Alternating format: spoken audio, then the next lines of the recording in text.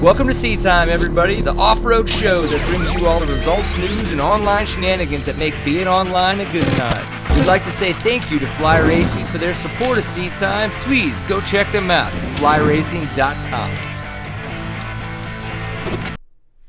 Welcome to Seat Time, everybody. Brian Pierce here, your host for this fine Tuesday evening in Southern Texas. Of course, Seat Time presented to you by Fly Racing. We are the online show for the off-road enthusiast. If you have blisters on your hands because you ride your dirt bike too much, we're very proud of you. Or calluses. And thank you for tuning in to Seat Time. Of course, Seat Time is brought to you by Fly Racing, the fine folks there in Boise, Idaho with WPS and their distribution ability to distribute distributorship. I like that word too. They sell stuff. It may sound wrong, but we're going to say that it's correct.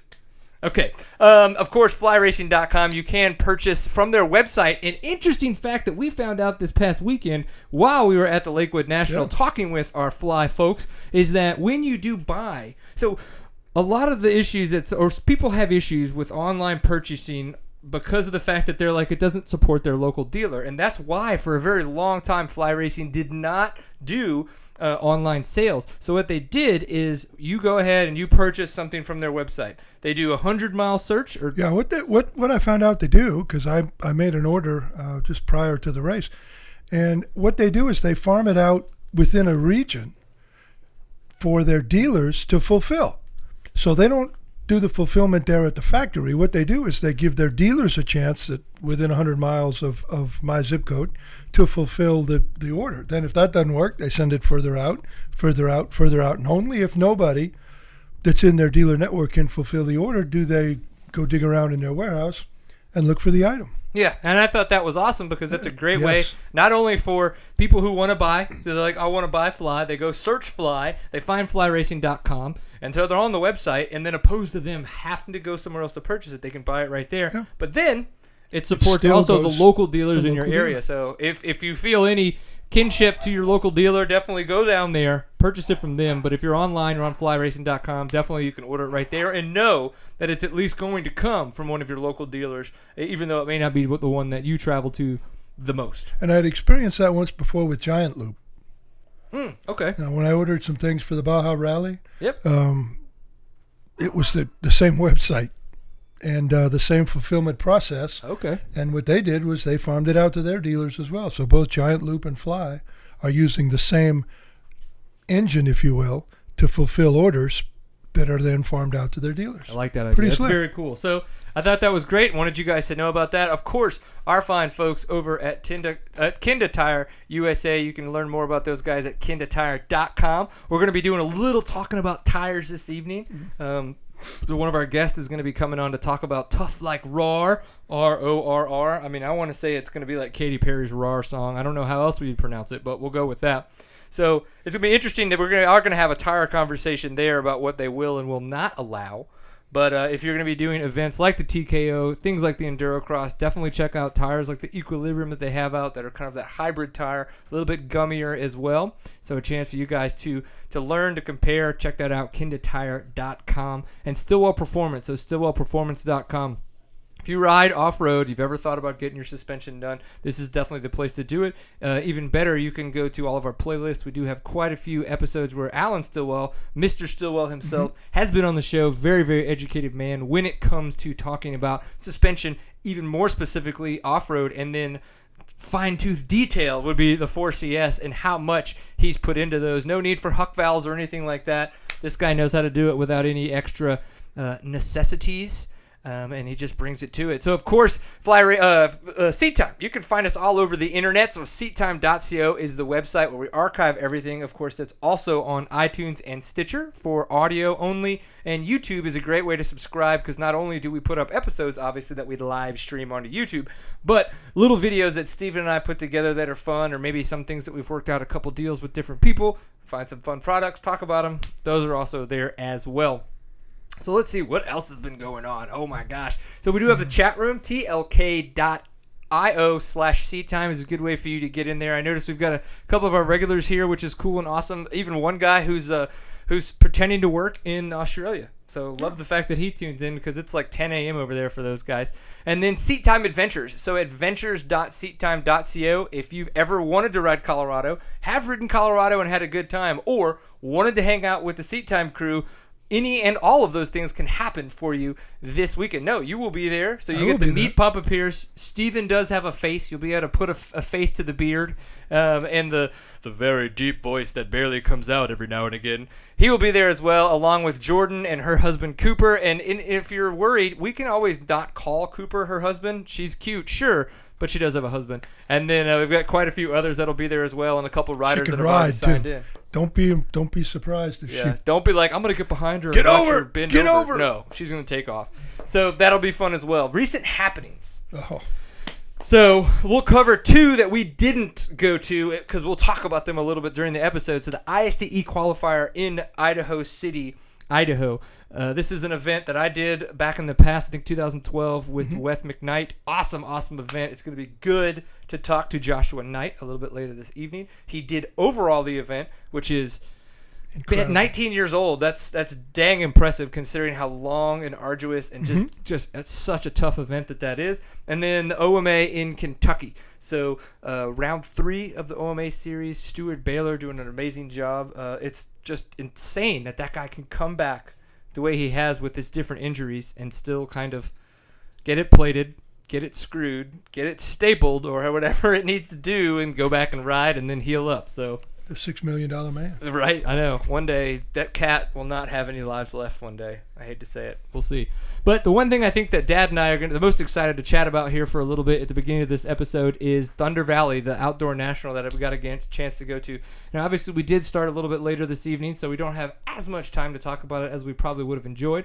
But that's okay. We're still going to hit all the fun high points. So, somebody got caught in traffic. If we had a high point for you, maybe 3, if we were to put a cap on it, what would they be? Well, first would be the loss of Eli. That's a high point? That's a Does anybody else realize that the father of the guy on the show, he didn't listen? Okay, high points. His son is here talking to him, Chupacabra. asking him questions, and he just ignores Chupacabra. That was a high point for you? Oh, watching Baggins. Blake Baggins? Yeah, Blake Baggins. and guys, if you think that my Hobbit reference doesn't make sense, go back and look at the film after his interview. To make the hat fit on his head, they had to put his ears inside of it. But that's what the cool kids do these days. That's what the cool kids do? Hey, well, the hat wouldn't have fit. But I tell you what, he's starting to ride the motorcycle instead of the motorcycle ride him. Yep. But and the way he was riding that Suzuki was so smooth. The wheels were staying in contact with the ground. I mean, that was a high point. Of course, Dungey winning, I always think is a high point. Yeah. And of course, I think a high point for me was our VIP setup, and I don't say that to kind of be to try to be presumptuous or anything like that. I mean, Fly Racing does not have to offer us that. That is, they're the sponsor of this show, but there's none of that junk in the contract. They are just awesome dudes. A couple of the guys that we know that we interact with on a regular basis were going to be at that event. They know that you and I have always wanted to be there. They wanted all of us to hang out, so they were nice enough to offer us up a couple VIP passes, and that was just epic. It was honestly leaps and bounds better than what I expected. I'd never been in a VIP situation at a national motocross, so I didn't know what that meant, and it was fantastic. So huge thanks to Fly Racing, to Dale Spangler for that, and then of course huge thanks as well to Andrew Campo and all that they've done with Meta. We did get a chance to go to the kind of release party for the 3rd release of Meta, and man, we're gonna have some pictures here that we'll be able to put up a little bit later when we talk about the Meta party. But absolutely epic. If just imagine the original movie On Any Sunday, a magazine version of it. That's what Meta is. It's just fabulous the way they take a theme and just go throughout the book, and they've got various people, various things. They highlight things. I mean, it's just like the original On Any Sunday, but a publication, not a movie. I was really impressed. Most of the bikes in there have suspension. I guess that's the other difference from On Any Sunday. Well, and the time lapse of Pastrana doing a flip and a loop and a whatever else he was doing at the same time. Stuff that we're not was amazing. Well, we've done it. Except we've for done the it by flip. accident. Yeah. Yeah. If we do it, we didn't plan it. Yeah. That's true. Very true. I will have to say, absolute lowest low point was watching Eli Tomac eat shit. But the good news, separated shoulder. It sounds like it's just a separated shoulder now, or dislocated shoulder, whatever. But right there, he's going to have one of those. Yeah. So it sounds like no surgery. It sounds like he's going to do his best to be able to ride this weekend. He's obviously riding like a bat out of hell. He had a great points lead. Now it's not all that great. He's just like 3 points behind Dungey. So, I mean, even if he were to go out and ride around and try to just get top 20, like to salvage a handful of points, cool. But honestly, the way he was riding, it may just be smarter to just take another week off and come back stronger and be able to come in at 100% opposed to come out at like 60% and just try to salvage points. Well, I believe they have 2 more races and then the break. Right. So, when I had my separated shoulder, I did it at the Colorado 500 on day 1. Okay. By day 5, I was ready to ride again. Now, not race. We're not talking racing here. But I think with proper handling and medication and proper therapy he can get, he could be able to get some points next week. He really could. I don't think he's going to be able to ride hard. I think it's going to be kind of like Roxon was when he first came back. Just trying to preserve the next 2 weeks. Get into the off week and then come back after the off week and chase Dungey for the championship. But the blessed thing, because that accident looked horrible, it was just a separated shoulder. I mean, every painter that falls off a ladder has a separated shoulder. And all the fun stuff is obviously this is apparently somebody in the chat room saying an article just came out in Cycle News that it was 100% tear of the rotator cuff. Of one and dislocation, and then a tear in the other. So let's click on it. Cycle News. That's literally just came out rest of the season. Couple hours ago. Yep. Eli was understandable. It turns out that Eli Tomac suffered at Lakewood was far more serious than first thought. The team recently revealed that he actually injured both his shoulders in the fall. Blah, blah, blah, blah. Said Tomac's left shoulder suffered 100% tear of the rotator cuff, requiring immediate surgery. His right shoulder, which was dislocated in the crash and later put back into place by the Ashok medical team, will most likely need surgery as well. Eli was understandably upset when he was talking a little while ago.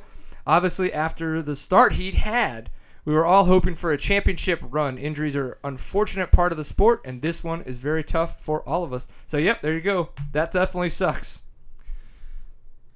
So whatever we just said is completely null and void. We'll probably stop talking soon. We'll just kill the live show. I've had 100% tear. He had 100% tear, and we were 100% wrong. One day we're gonna check sources. That's what I get for checking the internet before I get in the car. Yep, I know. Things change in the last hour and a half. I'm just glad that we have guys out there that are gonna keep us honest. Here's to them. Cheers, guys. Oh, God. So, came out 15 minutes before you went live, so I guess it's fresh news. Thanks, Kudla. Love you, buddy. No, seriously. And great job this past weekend, Mr. Kudla. Appreciate all that you do for us and keeping us on track. So, that sucks. So, what we're going to do now, though, is while we talk just a hair bit more about what we did this past weekend, we're going to go ahead and get our first guest lined up. We're going to have Matt on from RORR. We're going to talk a little bit about the Tough Like RORR, which is a new kind of hard enduro coming up on the Northeast. I think it's going to be interesting. So, yeah, this was an epic weekend. How about you didn't hear my third highlight. Jeremy Martin. Impressive? Oh, where was that kid during the Supercross season? Is he one of those people that's just not a Supercross rider? I don't know. But if it was me, I would just say I'm scared of big, tall jumps. 120-foot triples or whatever. Yeah. But he was impressive. He just, the thing that I can't help but think about is a slot car. He was just driving a slot car. Yep. He was in the same slot going around. Every time there was this really nasty section right in front of where we were, he was in the same groove, and it was smooth every time. Everybody else was hopping around, trying to go on the inside or going way outside and sliding around like Dungey. And he had this 3/4 of the way outside groove that was just a slot car. Yeah. And he was smooth. It was one of those things that in that first moto, it wasn't even until halfway through the moto that people picked up on it. Like Right. he was in that line the whole time, Right. going through there, and it was the same thing with Eli. Eli Tomac used that exact same Yes. rut the first moto, and Roxon and Dungey both were kind of like either going way too far to the outside or way too far to the inside, and completely missing this awesome line that Jeremy Martin and Eli Tomac, who were obviously dominating at that event. But that's what we see with Jeremy Martin getting a start, because before he's obviously done really, really well, but this time he was one of the first guys right off the gate, and nobody had anything The bike started. for him. Imagine that. Yeah, I know. Yay! And yeah, I mean, it was just amazing. He took the lead right from the beginning, and nobody had anything for him. Well, let's just see if we can get him to come to a hard enduro and see how he would do. What do you think, Matt? How do you think Jeremy Martin would handle the tough like RORR? I think he'd be all right. Yeah. So before we get into it, how the hell would I pronounce it? RORR, like. Yeah, it's just RORR. It's RORR? Reading Off-Road Riders. Reading. Yes. Nice. I like it. Okay. Well, we could make this work. So you think Jeremy Martin would stand a chance? His legs might not be long enough. That's true. I have found out after too many enduro crosses, the one thing I always forgot to do or don't have enough money to buy an extra seat for is to cut off at least like half the foam. So that way I can be half-inch less tall or half-inch taller, or you know what I mean. I'm a half-inch closer to the ground because I need that to like get my little Flintstone feet on. High heel boots. That's just awkward. Whatever, Jenner. Ooh. Get out of here. I'm just kidding. Everybody's choice is their choice. Do what you want to do, kids. So we have to ask, how is your evening going besides, being on seat time? It's going fantastic. Yeah? I was really looking forward to coming on tonight. Nice. You're just jealous because it's not the Thursday night show, aren't you? Yeah, pretty much. Yeah, don't worry. We'll talk to your wife. We'll see if we can get you on. So tell us a little bit about this event. I have a couple questions, but let's let you hit some of the high-level stuff, and then we'll kind of dig in there and find out a little bit more. Well, Tough Like RORR for us at RORR is something we've been looking forward to trying for many years. We're a club that loves putting on events, and we always end up being one of the harder runs of the year in our Enduro and Hare Scramble. We're actually the first Enduro for the East Coast Enduro Association season, which happened 2 weeks ago. Okay. So right now our efforts are truly focused on our Hare Scramble, which is 2 weeks before Tough Like RORR, and Tough Like RORR, which is actually at the same location as our Hare Scramble. All right. So you guys are all over on the Northeast doing all kinds of cool stuff. And did you say how long you guys have been around? Probably like in the multiple Early years. 70s. Yeah, that's what I was gonna say. Probably 40-something years. Sounds familiar from places that we've been a part of. So you guys are now wanting to put on a hard enduro.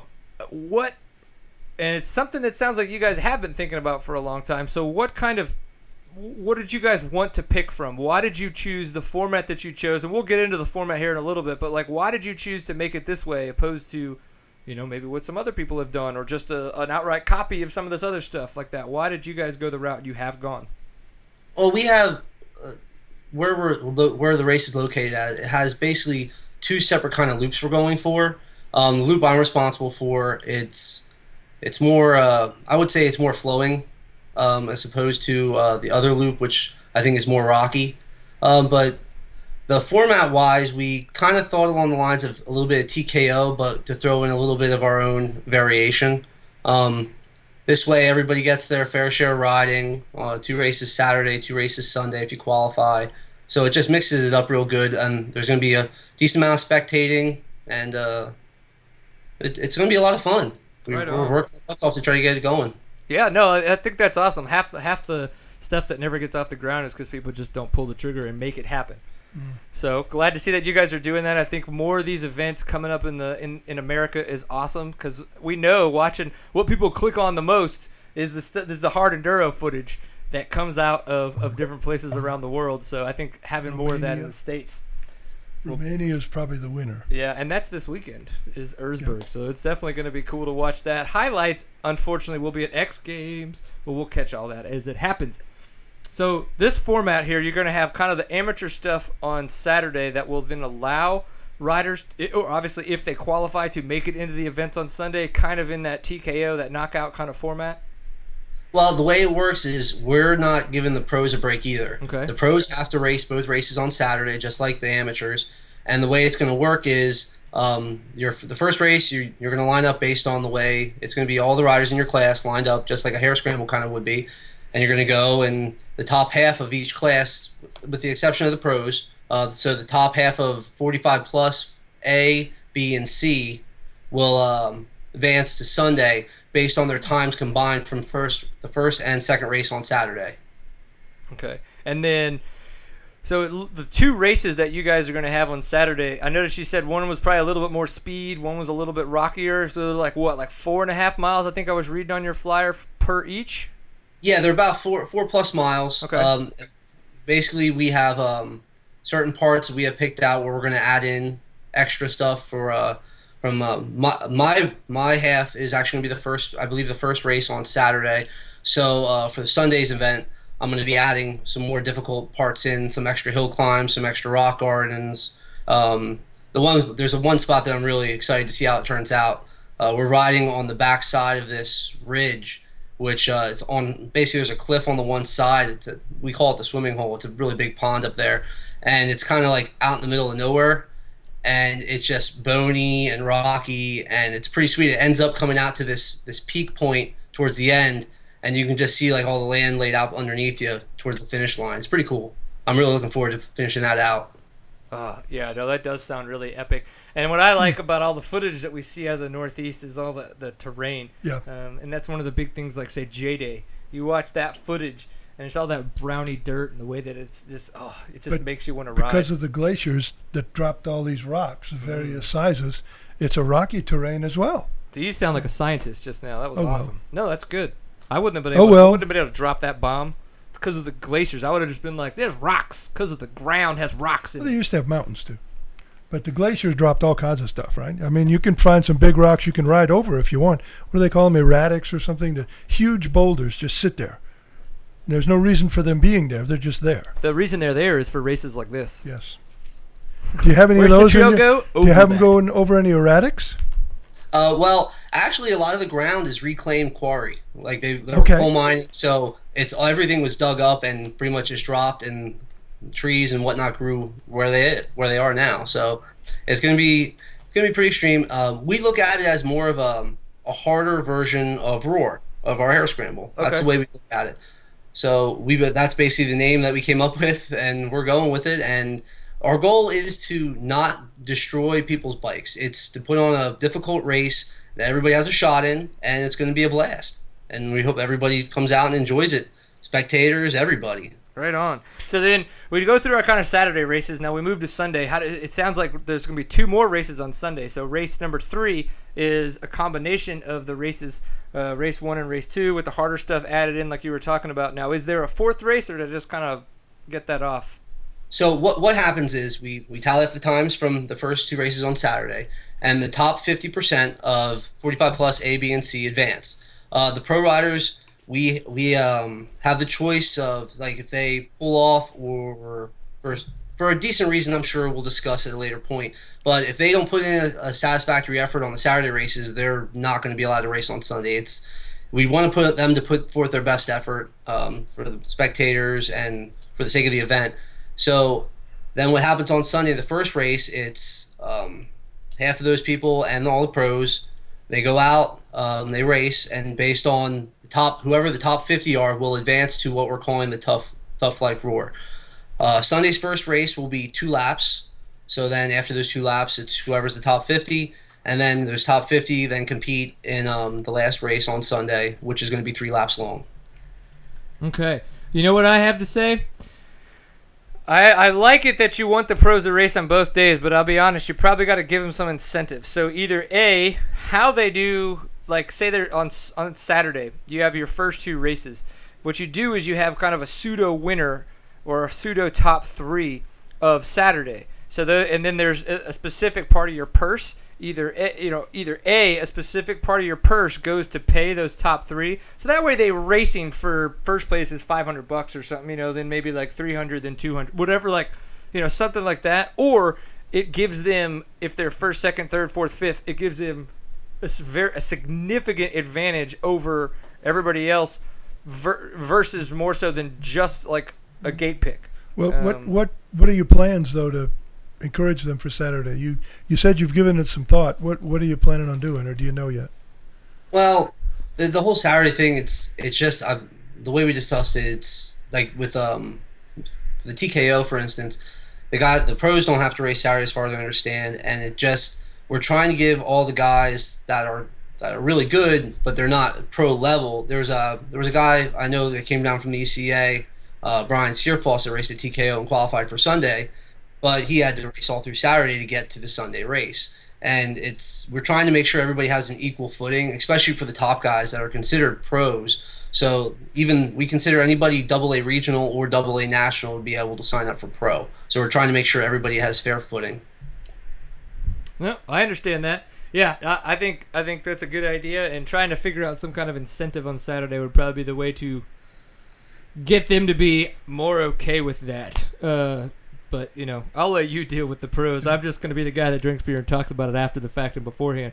So, and then the Tough Like RORR, the final event, kind of, you said it'll be the top 50 that go into that. What is that? Another couple rounds of that third race course, or was it a whole nother course? Sorry. Well, the two race courses from Saturday get combined for Sunday, and there's still a couple extra pieces that we're gonna wait for the last race to throw in to make it the most difficult race there is.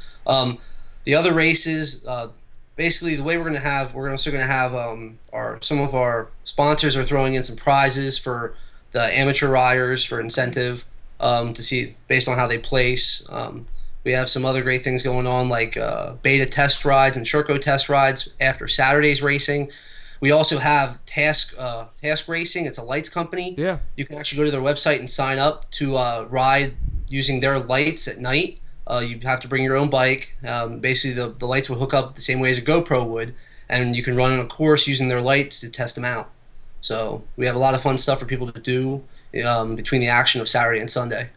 Yeah, I think that's a good way to do it, is to have kind of that extra stuff that's going to kind of help pull guys out there that maybe are interested in coming to an event like this, but then what really maybe sells them on it is like, ooh, I've been wanting to ride a beta. If they get a chance to maybe not take the beta on the gnarly shit, but at least piddle around. Maybe they just won't say anything. Yeah. Maybe Well, just, the Shercos will be what kinds of bikes? Will they bring the trials bikes, or do they have a broad spectrum of bikes they'll bring? I am not sure of that, actually. I have to maybe contact the guy who's going to be bringing them and ask. Clay Stuckey? Sure that guy's a sucker. Clay Stuckey's the guy that at the TKO when he crashed on one of the hills and he fell backwards like 10 feet, and I just yelled at him. I was like, you gotta fall uphill so it's easier or something, smart ass. And he goes, damn it, I have to crash in the one place that Woody's in the woods. It was pretty epic. Yeah. I was like, yeah, suck it, Clay. He's an old dude that's way faster than me, so I can talk as much shit as I want, and I just put up with it. So we make it work. Well, cool. That sounds like it's going to be a really fun event. Like so fun. Give us the dates and give us the website. Give us all the exact pertinent information where everybody can go and find out a little bit more information. Well, Tough Like RORR is going to be July 4th and 5th. Okay. Outside Tamaqua, Pennsylvania. You can look up for extra information at roar.org for anything you might need. And anybody who's wondering, that's RORR. Right. .org, not Katy Perry's ROAR. And not ROAL. Yeah, which would be Katy Perry. If you could get Katy Perry on your show, I would definitely watch that. Yeah, you and me both. I would just be like... He's stuck with me tonight. I know. That's okay, Dad. You're like almost as sexy as she is. You just don't have the shark. What was that, the Super Bowl, where she had the shark that was just... like left shark, or was it right shark? Right shark. He's just over there doing his own thing. Just making up dances. I love that. That's what you need to do. Just start making up dances while I'm over here talking. No? Okay. Well, I think I just got the look. I haven't gotten it in a while, so I don't really know for sure. Moving right along. I think I just got the look. Well, cool, man. Well, we appreciate you coming on the show, sharing some information with us about the event. Okay. Media. What are your plans to document it? Because that's the biggest thing, is once you get this, you do this event, the biggest way to get people outside of your kind of regional area to know about it is to make sure you have videos that we could put on a Seat Time website, that guys like Verve Moto, Digital Off-Road, all the magazines. That's what's a big thing. So what are you guys going to be putting out media-wise? Well, we have Zach Huberty from Innovation Off Road. He's going to be a main guy in charge of all the videotaping. A bunch of us are probably going to be having GoPros around the course. We have somebody in the club that has a drone that we're going to use to videotape from above near the starting area. So it's going to be people all over the place with cameras, and we're going to try to catch as much of this as possible. I like it. Well, we'll look forward to seeing all that footage when you guys get it out, see how the results go, and then, of course, we'll try to see if we can get some of the dudes on that went and raced, and they can give us their feedback, and then we can tell you that if you get a 5-star, 4-star, or, however many stars you get away, because, we're pretty tough on ratings. You know what I wanted to do in a gravel pit, since you're an old reclaimed pit area. You got, and maybe you're too overgrown for this, but you have a gravel pit. Okay. You've got the layers, the shelves, whatever, all the trucks have done. Before the water collects in the bottom, you put all the riders in the bottom. And at the last minute, you put 2 flags up and say, there's your checkpoint. You have not on your mark, ever seen Erzberg. How have you not watched Erzberg? Yeah, but they're marked. That's how they start these guys every have time. These guys have to figure out. Here I am, the bottom of this pit. I'm looking up a quarter of a mile. I have a How feeling am I going to get up there? all the video footage that we've seen of Erzberg makes it feel like it's really well marked and it's like easy to figure it out. I have a feeling when you're in the bottom of that pit looking up at the trail that they have marked for you, that it doesn't feel like that to them. Like I'm with you, but the only thing is that they probably mark it. They probably mark it to take you through the hard stuff, like you guys are going to do for RORR with RORR. They probably mark it. There's an easy trail if you take 2 seconds and study it, but if you follow the trail, they're going to take you through all the foolishness. Yeah, the easy trail just the doesn't opportunities feel well. to screw it up, like RORR is probably going to do. But that would be interesting. There's no marking. You have no idea where this checkpoint is. You just collect everybody down on the bottom, and all of a sudden there's a flag up there and say, "Go for it." It's like like the hare and hound when they do the. You just the rocket chase races. the hare. The old rocket races, yeah. They shoot the rocket and say, "Okay, go find it." That's just rocket scary. runs, yeah. But you guys are too young for that. I remember poker runs. That's the only run I really remember. That's for street bikes. Okay. Well, but sounds like you guys are going to have fun with that one. I really look forward to seeing some of the video you put out. That should be a blast. Woohoo! Well, the goal is to try to do this every year coming up. So we're going to try to keep going along as far as we can. If we keep it up, maybe we can get you guys to come up and check it out sometime. Absolutely. I like it. To be an annual event, you have to do the first one. So yep, that's here very you go. true. The first annual tough like RORR. RORR. He told us. RORR. RORR. I don't know. Sorry, I get excited. Thank you for coming on the show. We're going to move right along and get Joshua Knight up here, but I really appreciate you coming on and telling us about the event. Good luck, and definitely keep us up to date. Thank you very much. It was a pleasure being on your show. Woohoo! See you Thursday night. Ayo! See ya. Later. Later. And with the lack of last man standing, some of the other more difficult events in this country, it's good to hear that somebody's picking that up again. Of course, the 24 Hours of Maplesville's coming up. Yes. I think it's this weekend.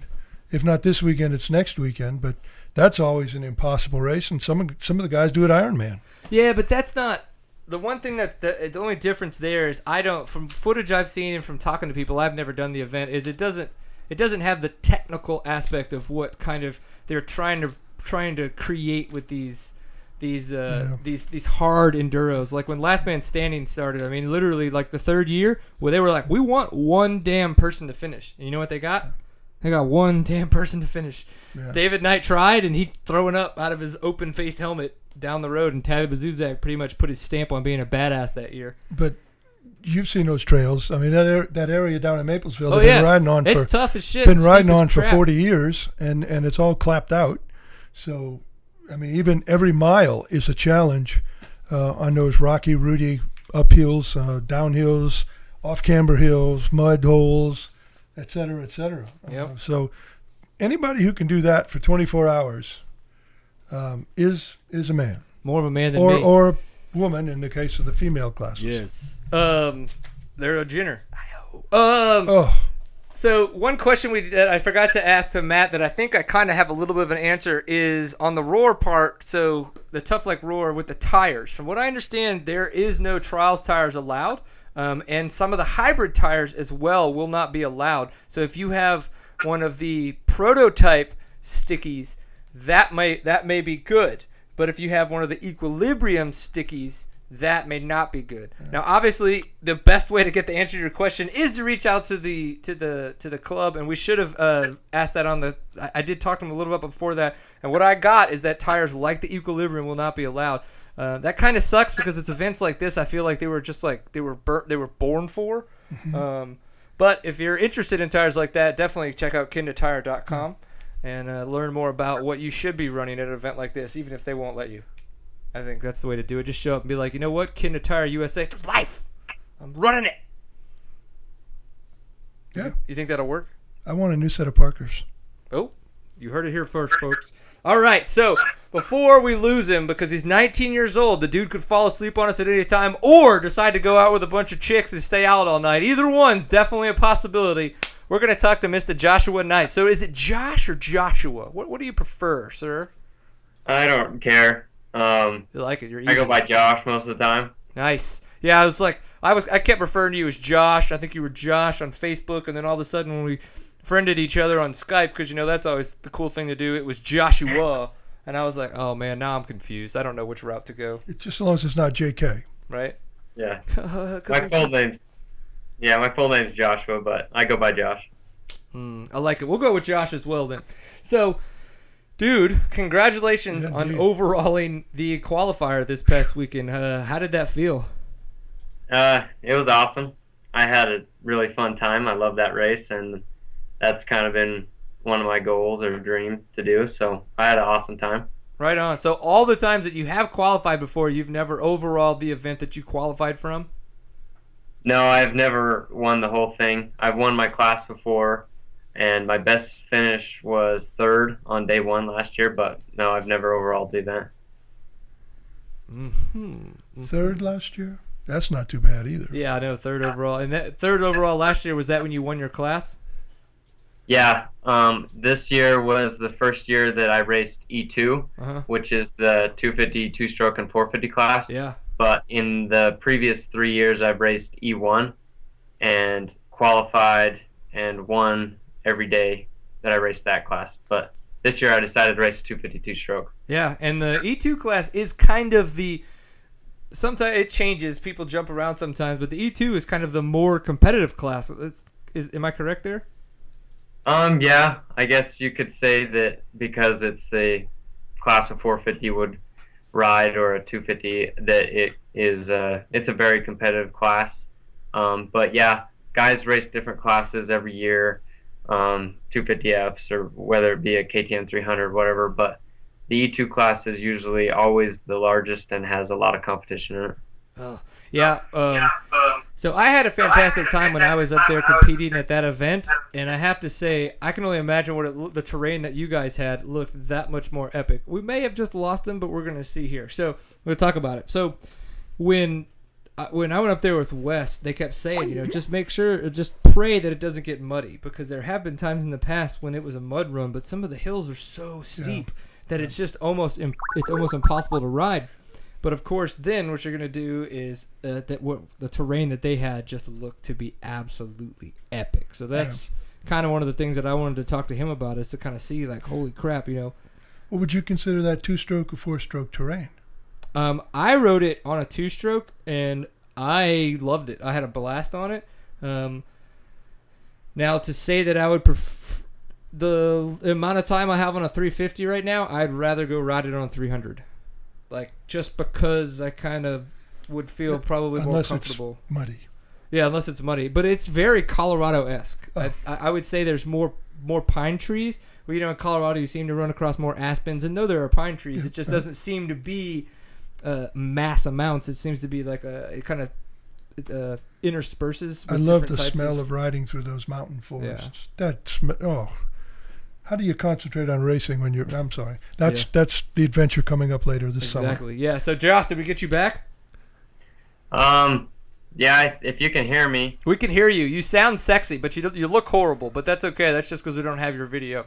Okay. No, that's all right. So tell us a little bit about the terrain that you had and what you were dealing with, because I know that it looked so much better than it was when I was there in 2012. Not that it was bad, but it was just dusty, and it looked like you guys had just the right amount for very little dust. Yeah, I've raced it, every year since I've done it 6 years, but this year was on the north side of the road, um, mostly private property. A lot of the 120 miles was on private property. Um, it's been raining a lot up there for the past, I don't know, 2 or 3 weeks, so the ground was full of moisture. But the weather for the weekend didn't look as promising as the weeks have been. It was supposed to be really hot, and we went out and walked some of the tests, and they were dry on top, but there was still a lot of moisture in the ground. And Saturday turned out to be, I don't think there's ever been a better day at Idaho City, at least in the years I've been there. Just absolute perfect dirt and overcast all day long, just 70 degrees, just the days you dream about, and everybody had a smile on their face, and it was super fun. Oh yeah. So this is a more traditional qualifier format than what we saw a little bit earlier a couple of weeks ago at the Full Gas Sprint Enduro, where that is obviously that Sprint Enduro format where there literally are no transfer sections, where in this case you guys have a 4 to 5 mile test section, but then you have miles of transfer to the next test session. So in your best, if you can remember, kind of what would you say the average test section length was, and then maybe what was the average kind of transfer section test? Because obviously 110 miles every day is pretty intense. Yeah, I like the Idaho City race. I think it's a really good example of what riders are going to experience at the 6 days, mainly because the transfer sections are long, and some of them can be more brutal than the tests, and very technical. And then there's multiple tests, and each one is, in years past they've had long ones, but this year it was pretty consistent, maybe 6 to 10 or 11 minute long tests, which is about what you get at 6 days, Right. which is a really good test for riders. And at that, I guess, short of tests, it's high intensity and full sprint. Yeah. Do you, knowing who won and kind of like, who qualified, if you will, their top three in their respective classes, do you feel that and I know you said that event kind of made it feel like it was a good test for people that are going to go race 6 days, but do you feel that the people that won or that would have qualified out of that event are the right people? I know that in the past people have talked about different qualifiers not qualifying the correct people for whatever reason that is, and that's kind of one of those, the way you look at it, your perspective, if you will. So I just wanted to know what you thought from what you saw from the weekend. Yeah, I feel that this qualifier is tough enough, and it requires the riders to not only be physically fit, but they need to have the right intensity and speed in the test, and also the right mental focus for riding that long, spending that much time on the bike. A lot of that race comes down to mental focus, decisions, timekeeping, making sure that you don't make any mistakes in that matter. And so I feel that this that event is it kind of gets all aspects and attributes that a rider needs to participate in 6 days really well. And also, out of the 3 6 days that I've done, everyone has been similar, but very, very different in their own way as far as terrain goes. Right. So I can also understand, and I've thought about it myself, whether or not a qualifier like this is the best for the 6 days of that year. For example, I know that different riders across the country will excel better at different 6 days just because they're more comfortable in that terrain. Last year's was in Argentina, and there was no trees. It was just rocks and sand and more sand. So a lot of the West Coast guys that do works or hare and hounds really felt pretty comfortable with that. Not to say that East Coast guys weren't, as most of them still smoked me, but I would say that each 6 days, I mean, they're in all across the world, so they differ in terrain so much that different riders have advantages, whether it be in the woods or the desert or whatever it is.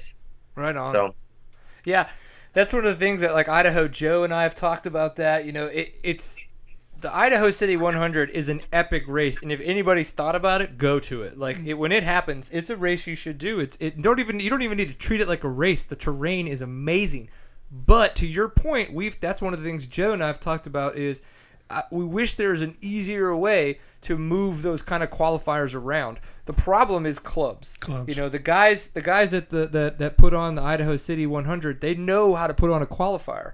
And it's the same thing with like when the National Enduro comes around. Those guys go out and they talk for months to these clubs that want to put on a National Enduro, and then they go out there and see the property and they check that out. Okay, what's your idea for it? How long is this going to be? All that kinds of stuff. They're very adamant about that, but there isn't the time or the money to do that for these qualifiers, which is, some of us are like, that sucks. There should be, but in the grand scheme of things, I can see why this might be small potatoes in that sense. But it would be great if these qualifiers could kind of move around a little bit to kind of try to attempt to match what the possible terrain is going to be. Like in Argentina, we don't have anything that was like that, like the Fesh or whatever, that super crazy silty sand that you guys dealt with last year. Would you think that we had any place in the States to like qualify people correctly for Argentina? No, I mean, I talked to Paul Kraus and Jeff Fredette, who, I mean, they have more experience than most any rider or factory rider ever will. Right. They've raced all over the world, and neither of them said that they had ever experienced silt like what we raced in Argentina, ever. And that's across the globe, let alone just in the country. Right. And being able to host a qualifier like that. It would be very difficult. To simulate the sand or the rocks is one thing, but just those extra elements like silt that we experienced in silt days or in 6 days, there was nothing like it. Yeah, no, it seemed like that was the case, and that's kind of why I wanted to bring that one up specifically, because I mean, guys were dying left and right, and guys' bikes were dying left and right. I'm sure a couple riders were pooped as well, but yeah. So we did have a question from the chat room from Rick Kudla, and he was saying, what was your favorite test there at the qualifier? The qualifier this past weekend? Yes, correct. I don't know. I like Idaho City so much that I just enjoy every mile of it. I really like this year because Idaho Joe and a lot of the other Boise Ridge riders, they really stepped in and they added a second full ribboned test. They called it the Enduro test, and it was similar to a grass track, just a lot tighter, more off cambers, and really technical. I liked that one. I always enjoy the grass track because it's just like a motocross track in the mountains, and it just doesn't get better than that. And then I always love just racing up and down the ridges there. They're always super fast and fun. So I don't know if I had a favorite. I really like the grass track if I'd choose one in specific. I think we need to reach out to KR4 and get them. I would imagine that this would be a qualifier next year as well. It's been a qualifier for the past couple of years from my understanding, but I think this would be one of those epic races that if you're like, whatever it costs, $500, $1,000 or whatever to rent a Husky and to fly to Boise, and then maybe rent a car and drive the hour or whatever it is up to Idaho City. This would be an epic event to do that. Or have your retired father drive your 350 up there? Maybe. And pick you up at the airport? I don't know, Dad. We've done pretty good on our road trips as of late. Why would I want? We should drive together. There's no way I'm doing it in 2 days like I did with Wes though. Holy shit. No. We were in that pickup truck, and it was a 2-door pickup truck, and I was just stuck in there. Not that it's bad being stuck with Wes McKnight, but you could tell I'm an anxious kind of person. Like, I like to move around, and sitting there singing Call Me Maybe with Wes McKnight for like 30-something hours makes you want to shoot yourself in the face. It's horrible. And then you have to get out and race. And then you have to get out and race. I don't know how the pros do it. They have to travel across the country and they drive hours and hours on end and then get there and get on a rower and warm up their body and then go, brap. I don't know. I don't get it. I had fun. I'd love to try to do it again. And, Well, what was see where it goes. the woods trails? Now, what were the woods trails like? Were they tight single track? Were they clapped out? Because that area gets used a lot. But what were the woods trails like? Well, Idaho City is in a large mountain range. Yep. Or in Idaho, the Sawtooth, and they have tons of terrain to work with, but they probably have 4 or 5 courses all separate from each other that are all over 100 miles, and it's hard to fathom how many trails they have up there. But as far as the woods trails go and the transfer sections, they are as true as single track can get. You are in huge mountains, always on off cambers, ridges, side hills, and it is as wide as your tire, and it doesn't get any wider. And 30-inch wide trees. And yeah, super, super tight single track. yeah, first gear, second gear. Yeah, first and second gear. So it really takes a lot of focus and skill on the bike. But the trails are awesome. It's not rocky. It's always just smooth dirt, very little rocks, which allows the trails to really rut up, and they get lots of braking bumps and whoops out in those mountains, especially the trails near to the pits. Yeah, one of the things that I remember riding there was, and Brian's story has kind of reiterated this for me, is that at this event, trail pace there always seems to be much faster than it is at a lot of other qualifier type events. So, and in the sense of trail pace, it's because when you're between tests, Yeah. you're not needing to race. You're not needing to ride that 110% and be as focused as possible. But at this event, at the Idaho City 100, when I was there, I noticed this, and Story said the same, is that it seems like their trail pace, timing, the way they space out the event, their trail pace is always that little bit faster. So you've got to, From the old 24 days? You 24 are mile an hour paying average? attention the entire event. So it's not a 110-mile trail ride or 100, it's not a 70-mile trail ride with 30 to 40 miles of test. Like it is 110 miles all day of just being extremely focused. Now, sometimes that happens at the ISDEs, and sometimes that doesn't. Sometimes the transfers are roads, and you're just making sure you don't get lost, and you don't get hit by some random dude in a rental car that's just out there having insurance and just sliding it sideways like they do, the week before when they're walking the test. And then there's times where the trail pace is absolutely insane at the enduros, at the 6 days, and so they're out there for 12 hours being as focused as possible, just trying to get to the dang test on time, let alone then hauling balls once they're in their 5-minute test. So, what did you think about the trail pace this year? Was it pretty good? Yeah, the trail pace is pretty quick, I'd say, for an enduro. It's different if you haven't ever raced mountain single track like that, because if you're not comfortable in that situation, you'd use more energy than somebody that rides that all the time. But the trail pace is pretty quick. It's similar to 6 days in a sense.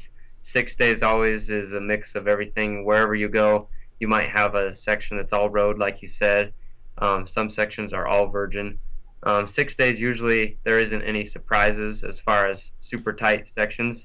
If there is always warnings. I mean, you always know if the section's going to be really tight, so you can pick up the pace. But yeah, Idaho is always. I mean, there's very little roads. There's just logging roads up in the mountains that you'll hit some double track for a minute, but you're on single track 90% of the day, and it takes a lot out of you, focus mentally and physically. Yeah. Okay, so we've got people in the chat room, specifically Ryan Kudla, not Eric Kudla, because I'm an idiot. And he goes, "Oh my gosh, has Josh decided yet if he's going to go?" So, Josh, I know we've talked about this, but I'll let you break the news live on the show if you're going to make it again or not. Oh, probably not this year. I mean, it would be tough to go 4 years in a row. I would love to, but financially it's always tough, as a lot of riders know, to get there and all that. But not to say that I'm not racing. I mean, I have tons of 6 days left in me, and I'll be back, and I have dreams to go race on either the junior team or the trophy team, which would be awesome. So Yeah. in the future we'll get to a bunch more. But this year I'll take the year off. Right on. Well, you've got a lot of crap going on right now. I can only imagine. And then as well, you're now working for ISDE Composites. Now, for those of you who don't know, now Josh, since you works there, will obviously be able to speak to this much better than I can. But ISDE Composites, carbon fiber. But they make some badass stuff for a lot of mountain bikes, road bikes, cycling stuff out there. And I'm sure that they partner up with a lot of other industries as well. When you're that good at carbon, people want to use you. So I can only imagine. So, dude, tell us about your experiences there, because anybody who's a mountain bike enthusiast like myself knows that you work there. You're going to get a bunch of calls for discounts. Just FYI. So Yeah. I've been good friends with the owner, Brett Satterthwaite, who started the company with his cousin in 2007. Right. And I was there for over 3 years now. But yeah, we manufacture all sorts of variety of carbon fiber mountain bike and road bike components, mainly wheels, but also seat posts and handlebars and stems and everything. So it's all in-house. It's all handmade, American-made products that are, I mean, they're made for professional athletes, and they're made to perform better than anything else. But it's awesome working there. It's super fun. I mean, being in that sort of industry, we get to spend a lot of time on wheels and have fun. So it's a great job for me. I've learned a lot working there, and I have a good future there. So it's fun to build stuff that you would like to use or want to use, whether it be on a mountain bike or a motorcycle. Either way, you learn a lot, and it's a super fun job. I love it. oh my gosh, I'm super jealous. So you know that I'm a professional athlete, and I could easily promote your product. That would be awesome. You're right. It would be awesome if that were true. It's quite unfortunate. No, I would do things for a set of ISDE wheels or ISDE products for the mountain bikes. How about carbon fiber bash plates, carbon fiber pipe protectors, carbon fiber frame protectors? I mean, that could. The world is open. The way that I see it, though, is that could be something that ISDE possibly gets into. Maybe they are in the near future. But honestly, the mountain bike industry and the cycling industry is so much bigger that it would almost seem like if, like he's saying, he's good friends with the owner. Like if Josh maybe wanted to play around with some custom fitted stuff, maybe because they're good friends, he might go down that path. Or if he rides, I could see it maybe being a pet project for them. But honestly, the money difference between the cycling industry, I mean, if you looked at mountain bikes versus off-road bikes, and then like road cycling to road motorcycle, it's like the money spent on the cycling side is just so much higher than. I mean, the carbon stuff we have now, honestly, is not as good as a lot of the stuff you see in the cycling industry. But it's because the cycling industry has the money, so there's no point to cross over. Now, prove me wrong and tell me that you guys are working on motorcycle shit. Oh, I don't know. Envy's main focus is mountain bikes and road bikes. Not to say that in the future they might come out with some motorcycle stuff, whether they choose to or not. But yeah, just like you said, the mountain bike and road bike industry and community is way bigger. And I mean, they can, not to say we can't use carbon fiber, but bikes benefit a lot more for carbon fiber because of the concern of weight. But yeah, I mean, carbon fiber is fun. It's cool to work with. I like it. one of the things that I find super interesting about carbon and 3D printers. So what I've seen lately is guys making bicycles out of their garage, because what they do is they use 3D printers to print their molds, that they then use these molds to get like DIY carbon fiber or carbon, the glue up stuff, and they make their own frames, and that is awesome. And I can only wait for the DIY kind of moto guys to get into that market, because I think that there is a space for more parts and pieces of motorcycles within to be used and be done in carbon. I'm no engineer, so honestly, like, I'm not even going to try to speak to that. But like a motor mount, it's like, it's all like, could that be something? There's all like, sure, vibrations, blah blah blah. But I'm just spitting out ideas. But that would be the cool thing. Yeah, is frames. like with that possibility of How 3D about a carbon printers. fiber motorcycle frame? Yeah, I don't see why somebody at least couldn't try it. I don't think you could do carbon fiber disc brakes like they do in race cars, because they get so hot and we run into stuff, they'd crack. Oh yeah. Whereas they don't run into things with the cars. But there's a lot of applications on a motorcycle that have yet to be experimented with. Yeah, like Or in if road they have, bikes, do road bikes have carbon rims? Road racing motorcycles? I don't know. I don't see why they couldn't. Like track. Or wheel sets. That's what I Spoke mean. sets, Like yeah. having well, I'm not talking about like Yeah. carbon fiber tires. No, wheels and rims and Hubs could be carbon on a dirt bike. There we go, Josh. Go make me some carbon hubs.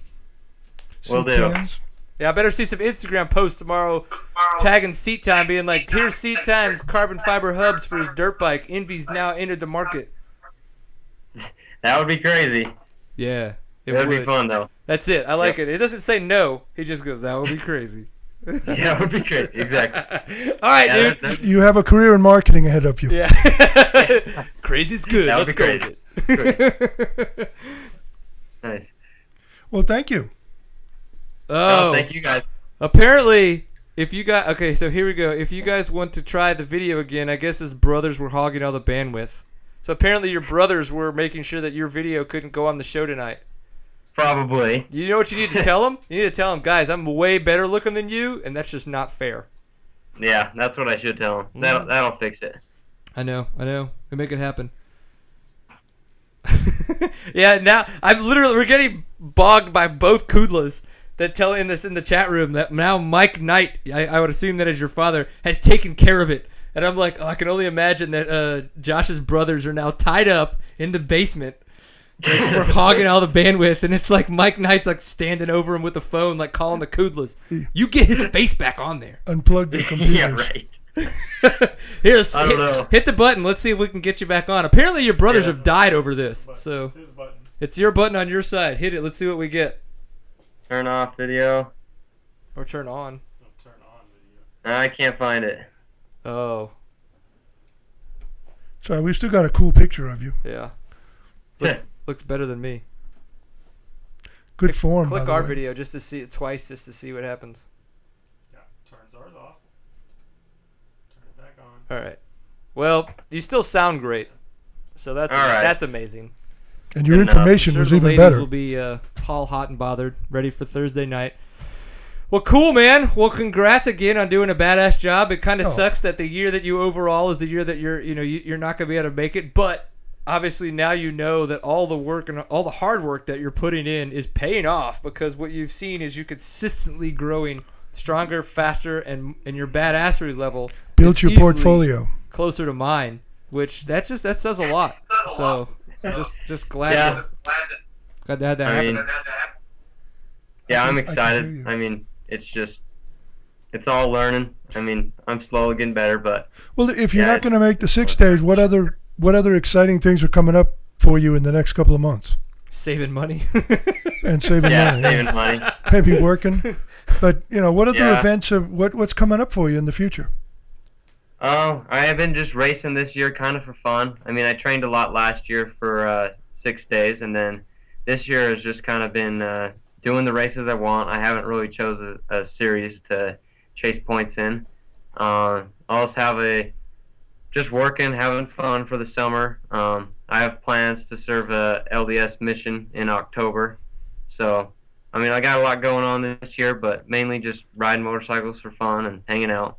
Yeah. No, you'll save a hefty chunk of change. Obviously, at 19, it doesn't. It's not the same to you, but from what I understand, is if you were to have a child and pay for it out of pocket in cash at the hospital, that's about what it costs to go to 6 days. Yeah, about 10,000 Yeah. from what I understand. So, and that's if you're not going to Argentina where it costs twice as much because of the what is it, the crappy ass government that The politicians with their the hands out. the politician government. Well, cool, man. Well, good job. I know it's And good luck with your mission trip. yeah, and we want to see some envy parts. So anything that looks like it might not make it through QC, you can just send it to us. It's fine. I'll take. Right. I'm down. We'll give it to the Kudlas. Yeah, that'll work. Here, guys, go And test you this. can tell your father he can untie your brothers now. Or, All right. I mean, I don't know. Maybe you want a nice evening without your brothers Maybe beating you want up them or tied up. whatever. Just leave down Exactly. there for a little bit. I'm sure it's fine. Yeah. Your dad will love Oh. that. Alrighty. Thanks again, man. Great job, and I know we'll have you on the show again soon. So take it easy. And congratulations Yeah, on a great sweet. ride. Thanks for having me. Absolutely, it was a good dude. time. And believe me, it's not because you're ugly. It's your brother's fault. Okay. Okay. Yeah. All right. Oh, that's a great Sweet. stock picture we have. Yeah. Later, man. Sweet.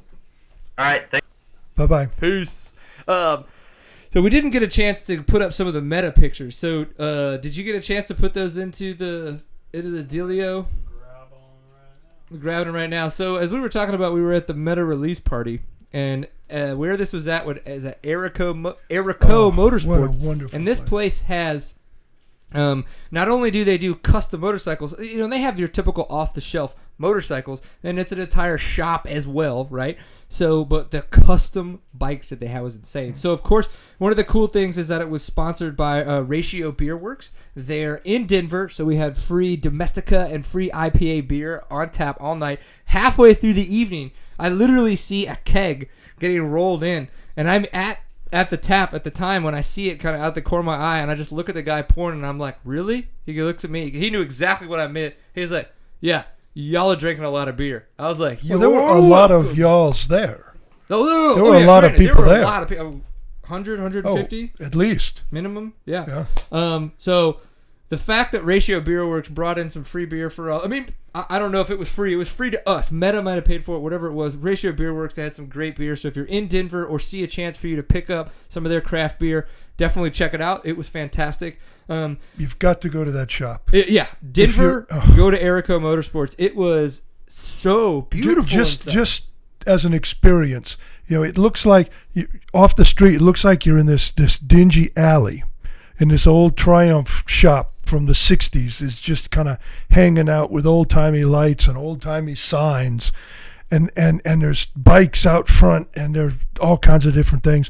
Then you walk into the store, and it really has that feel of an old. You don't remember? I do. Of an old '60s. What's Madoodle shop? The old Suzuki shop.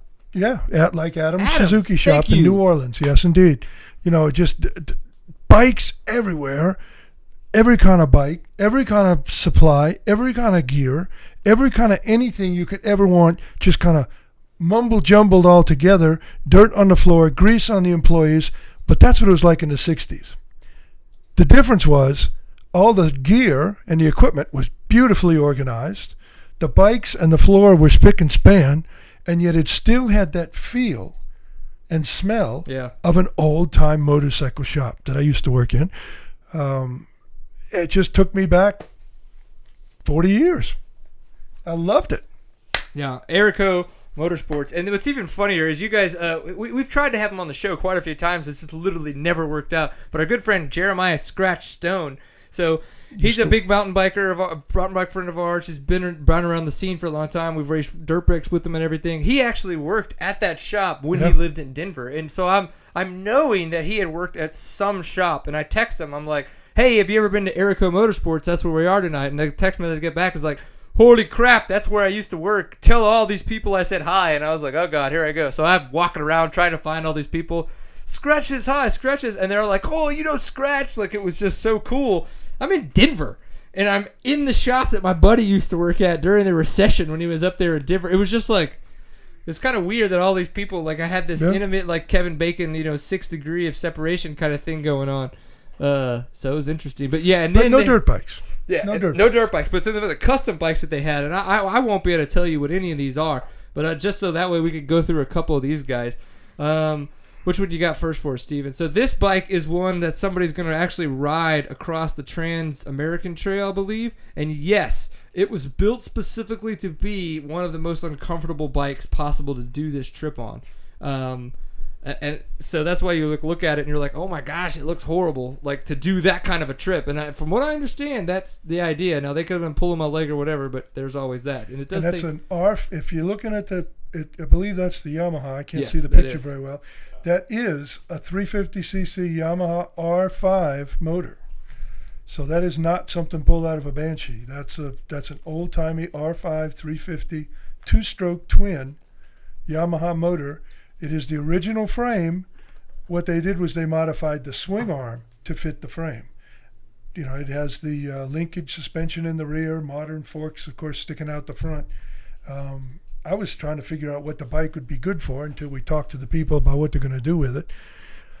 So, Frankenstein's monster is what it looked like, but when you stop and think about what they're going to try to do with it, as long as they carry plenty of oil, they should be okay. Yeah, a lot of oil. Okay, what you got next for us? Okay, this one was a really cool one. There's a close-up of the tank. I can't remember what it says, but yeah, so what's that say, Steven? Mud Goozy? Mud Uzi? Goozy? Mud Goozy? Like Moto Guzzi, but Moto Mud Guzzi. Guzzi. Mud Okay, Guzzi. that's a brand. Did you get a chance to talk to him about this one? No. Okay, so back up to the wide one. This was just a cool looking bike. I liked the fact that it had the orange really stuck out to me, and it was just bitchin' looking, I thought. So I had to take a picture of this guy. And they did have some adventure bikes. They had the Triumph Tigers. They had the Moto Guzzi. They had a lot of the. They had a Priya and some Ducatis. Yeah. So, but primarily it was a Triumph and Ducati shop. And for all of you though out there that are Ducati lovers, raise your hand if you know what desmodromic valves are. Nope. Okay, well that's your homework assignment for the next week. All right, we'll Let be back Brian know to next tell you week. about 'em. If you guys on the website, if you know, chime in. What are desmodromic valves? Ducati has made them famous for decades, and they still use them. Guaranteed, no float. If you understand what they are, you'll know why. Interesting. We do have a scientist in the room, so I'm sure he'll know. Okay, what No, you got just next? an old fart. that No, wrote- not you. There's an actual scientist, like that a guy. real scientist. Yeah, he's like he's working on his PhD or something, and racing dirt bikes. I did that. This was the Honda. Honda. That one was cool. I really like this one. It's still not my favorite, but it was funny. I posted this one online, and the immediate reaction I get was, "Stop taking pictures of the crappy bikes. Take pictures of more Italians in the back," or something like that, because of all the old timey. And I was like, oh, "That's a good point." I didn't get any of the wall. Barber. Yeah, the wall. Yep, the one that. Yep. Those of you that have been to Barber in the museum there, and if you haven't been there, you've missed it. They had a wall in the back of the shop with old Ducati and Moto Guzzi 2-strokes and 4-strokes. I mean, we're talking 50s, 60s, and they were just amazing. We found one set of bikes. They had what looked like a normal shock, or a normal spring rather, a spring with a rod between it, and then on the back there was a compression. Oh yes. You cranked your compression and rebound dampening with friction. There was a 2 bars that crossed each other 2 ribbons and that would met do at the this, back. and you tightened down a clamp to increase or decrease the friction, i.e. the dampening, for the rear suspension. That's Talk before about oil. sick. Like Valvoline wasn't out yet. Yeah. Oh, I don't know. So your you had whatever you did, your compression dampening equaled your rebound dampening, whether you wanted it that way or not. That was amazing. What else we got? I think the next one's my favorite. Yes, so I still have absolutely no clue what this thing is. It's scary as all get out, and OMG, I just fell in love. Now the wheels seem to be absolutely huge on this thing, but dude, this was a beauty, man. I don't know what was going on there, but I just absolutely love this thing. And if you look at the front fork, keep that picture up, Steven. Look at the front If you fender. look at the front fender, That's not a fender. actually like a leaf spring for the very front, just so you get that every little bit of dampening there in the front. But it's still kind of that. And then this picture unfortunately doesn't do it very much justice. But you might, if you kind of looked at it just right, you might be able to tell that the throttle is actually the exact same size as the handlebar. So what it is it's an inset throttle. So the grip it's on this. Oh my gosh! So it was completely flush with the handlebar. It was gorgeous. They fired that bike up while we were there. It was and like whole when place, they like revved it. Oh, dude, I think my pants fell off like 3 times. I was like, stop you falling. couldn't hear yourself not think. Yeah, it was. This was the one that I could not stop going over and looking at. It was absolutely beautiful. I like the Yamaha. I loved this one. I would have. Well, I take that back. I like the Honda CB160. Oh yeah. They had a being restored, circa 1968 Honda CB160 in A- shape, but with the potential to be A+. Wicked. Well, we had a great time. Seriously, if you're in Denver, go check that place out. It was a phenomenal time. Definitely check out Ratio Beer Works if you get a chance, and read Meta. If you don't know what that means, go to readmeta.com and figure it out. You want to subscribe to that and get that biannually, which would be twice a year for all you non-biannually lingoed type folks. Words Biannual. You get it biannually. You buy it annually? Yeah, I buy it. Yes. You biannually gets it in the mail. Why don't they say 2 issues a year? Well, that's all right. Because it sounds smarter. Better. Sounds more smart. And you know you have the right one if Travis Pastrana's on the cover. Yeah, that's what I'm saying. Well, that's the third one anyway. You can get some of the other ones. They also are available at Barnes & Noble now for this year. So you'll be able to pick them up there, which is a big deal for them, I think. Wonder if they'll be at the X Games. I know Travis Pastrana will, but I don't know if they're going to have Meta stuff out there. I don't know. Taking pictures? Yeah. Maybe. I want to see the Harley-Davidson races. Thursday night. Yeah, flat track 7. I don't know where they found a bunch of XR 750s. They're brand new. They're brand. I was talking to Austin about this a little bit today. They're brand new bikes that Harley's making because they're trying to use X Games to kind of reach out a little bit to that younger audience to kind of get a little bit more notoriety and brand awareness to Harley and to the sport of flat tracking. So that's kind of the idea behind it. Can you imagine a 750 Harley adventure bike? Nope. That would be awesome. Or even an 880 if they had the right frames. Look at that you. That would be awesome. You need to wipe the drool. There you go. There you go. I'm drooling over the... Yeah, the possibility of a 750 of an or XR 750, even as bike. a street bike. Sell it as a street bike. A cafe type, crotch rocket. That'd get them popular. I don't want a crotch rocket. No, you don't. But there's plenty of people out there. Harley doesn't do crotch rockets. They did. I think they. Well, they used to. Of course, they were owned by the people that make the bowling stuff. Then AMF. Whatever. That was a long time ago. So, thank you very much for tuning in to episode 168 of Seat Time, presented by Fly Racing. Of course, you can learn more about us, Seat Time, at seattime.co, which is our website where we archive all the site and all of our other fun news that we put up. We are on Facebook, with facebook.com/seattime. We're on Twitter. It is at seattime_co. It's our username. Of course, we are on Instagram. It is just at seattime. We do like to use the hashtag pintfulofawesome, so please use that when you're making all of your posts. That helps just a little bit more awareness for us out there, if you wouldn't mind. If you're watching live, of course, you can do Seat Time live. So Fly Racing, obviously a very, very large part of Seat Time and our lives, which has been a fantastic experience. Love those guys. So please check them out, flyracing.com, which you can order, which will be shipped to you locally. Or you can just go to your shop and check out what they've got going on. Of course, Kinda Tire USA. You can learn more about those guys at kindatire.com. We will be at the Kinda Tennessee Knockout coming up this August. So if you have any questions, want to see some tires, let us know. We can get in touch with Mike Tosh, who is our rep there, and we can see about making that work out. I know he will be there with a bunch of tires. Looking forward to kind of seeing all the hybrid tires in production. I saw a lot of the hybrid tires last year as they were prototyped. So yeah, it'll be cool to see them in the production model and see what's going on there. And of course, Stillwell Performance. It has been extremely wet. It has finally started to dry off. In the near future, I will be able to ride my motorcycle. We can only hope. And I will finally be able to test out that 4CS suspension on my 350 that Stillwell Performance did put together for me. I look very much forward to that. Until you guys get to hear from me on that, definitely go check it out, though, stillwellperformance.com. Reach out to them, ask all your questions. They have rider surveys. If you're looking at getting your suspension done, they'll give you a call and make it very personal, and you'll enjoy the experience, I promise. So thank you very much for tuning in. And don't forget your homework. Don't forget your homework. Desmodromic What are the valves? Desmodromic valves. Desmodromic valves. Desmo for short. That's what the scientist was supposed to know. So let's see. He may text me after this show and let us know. All right. Remember, I always enjoy a pint full of awesome. We'll be at X Games this weekend. So if you see me, please say hi. We'll take some pictures and have a good time. Till then, peace.